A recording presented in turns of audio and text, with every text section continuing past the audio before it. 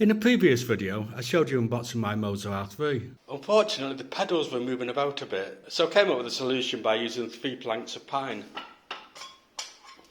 But for the steering wheel itself, I had to keep clamping it to the desk and moving it from my computer. So I thought it's time to make a stand for my Moza R3 that I can use for the kitchen chair. So I bought myself a bit of timber. What you see here is a piece of 60 by 50 centimetre ply and a piece of 60 by 30 centimetre ply. And I got 4 legs, about 1 inch by 2 by 5 centimetres, maybe just under, and 68 centimetres long. And the ply is 1.8 millimetres thick. When I put it together, the height is going to be about 72 centimetres. I've also got a little stick of 1 by 1 pine, and I'll show you what that'll look like. So as you can see, it's going to be a very simple little stand. And there's a little stop there to stop the pedal set moving. All the lumber you see here, all this plywood and pine, cost about £15 in total. I'm going to use some sandpaper in the place I'm going to put the glue for the 4 corners. This is just 100 grit. And I'll do the same on the bottom of the posts. That's all 4 posts done at each end. Next up, a liberal coating of wood glue at each corner and at the bottom of each post, like so. And then I'll just stick these to the bottom.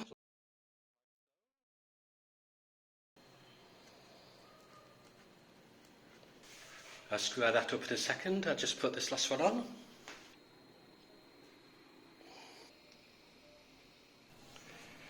Okay, these are all squared up now.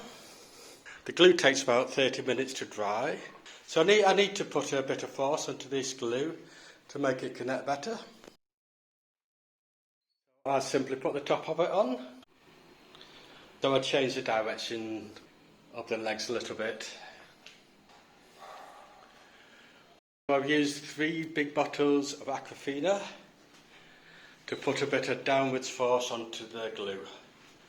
I'm going to leave this for about an hour now, and then the next step will be putting the top on and straightening that out a bit somehow. As long as it's straight at the front, it doesn't matter. I've been out most of the afternoon, so this has had a few hours to set now. So my next step is to put these corner brackets in. To be honest, I think the glue's probably strong enough by itself, but it's only going to take a couple of minutes to add these, so why not? And I'm going to use them at the top too, but no glue at the top because I may have future plans with this bench.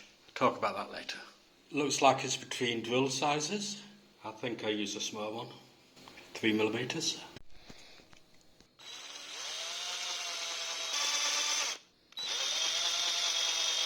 So I'll drill some holes for the screws to go in. The screws are going thus. So that looks a pretty solid joint, doesn't it? Okay, I'm going to put the other 8 in now. For the tops, I've marked the positions with a pencil, and I'm going to take the top off and drill holes in it. So the holes are coming nicely along now. So I've got the brackets on now.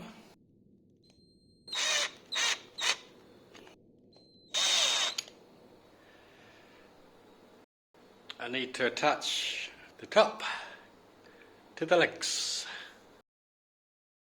I'm just going to drill the holes and put the screws into these.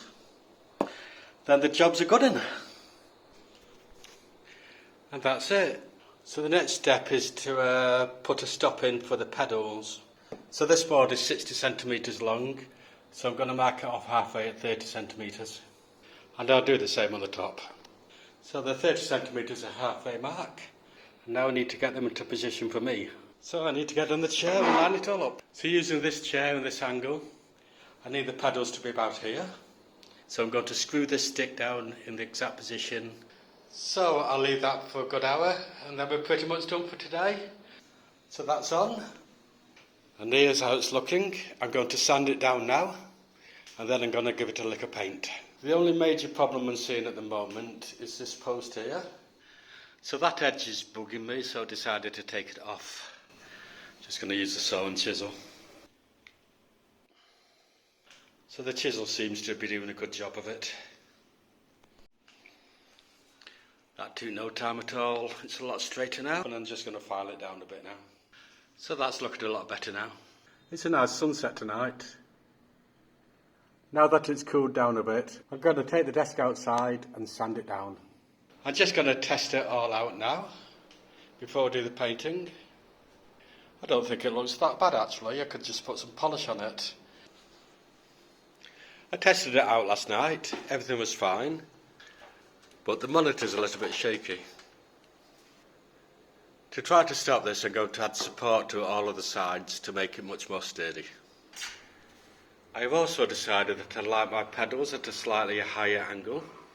This is an easy fix as I can just put them here, but I'm going to add a bit of support to it. I could even screw these down or use a dowel perhaps, but for now I'm just going to add an extra piece at the back. A further slight increase would be beneficial. If you prefer to have your monitor on the table, then I recommend using a smaller piece of top. You can then push the smaller section up to the edge of your desk and be very close to the monitor. I picked up a bit of plywood for about £1, and I'm just going to add it to the post to give it extra support. I've marked it up about 1 inch from the edge, and now I'm going to drill some pilot holes. That's all the holes done. I'll just line them up and make small pilot holes in the post now. Slowly but steadily I've got the screws in. Hopefully this gives it a lot more support. I've put all 3 supports on now, and as you can see it's absolutely solid. So my next course of action is to glue these pieces in like so, and then this will give me a slightly higher angle, or an even higher angle if I like, or maybe a bit lower. So I'm just going to glue these in like before. I've not finished it off yet, but you can get an idea of how it's going to look. I've got the monitor arm behind it, steering wheel below. So the top is about 30 centimetres wide. I think I should have made it about 50 to be honest, and then I could control the monitor arm a lot better. I could have it directly behind instead of at the corner. Now my viewing distance is 23 inches instead of about 30 inches like it was before. So that means I can change the field of view to a better angle. It's currently at 55 and a 24-inch monitor. As you can see, I'm painting it black. I'm a little bit inspired by the Ford Mustang, and especially Fender's guitar version of it. So I'll put a bit of tape down, and I'm going to have a couple of stripes here. I'm going to give the top another coat of black. It's sort of a nice rustic effect. Okay, so it's time for a bit of black pink. It's going to take a few layers, but I think you can see the Mustang effect that I'm going for. And on goes the second coat. It's looking a little bit more pink now. I've got the painting all done now. I'm just going to let the paint cure for about 7 days, and then I'm going to use a bit of shoe polish on it just to protect it a little bit. But in the meantime I put the Moza steering wheel back on. So here's the finished product. As you can see, I've got a monitor arm attached to the back of it.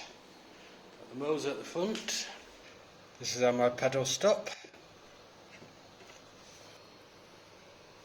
Got my Mustang stripe. There it is. My driving stand cost about £20 to create, and a lot of man hours. So it's only a project you should do if you've got a lot of spare time, to be honest.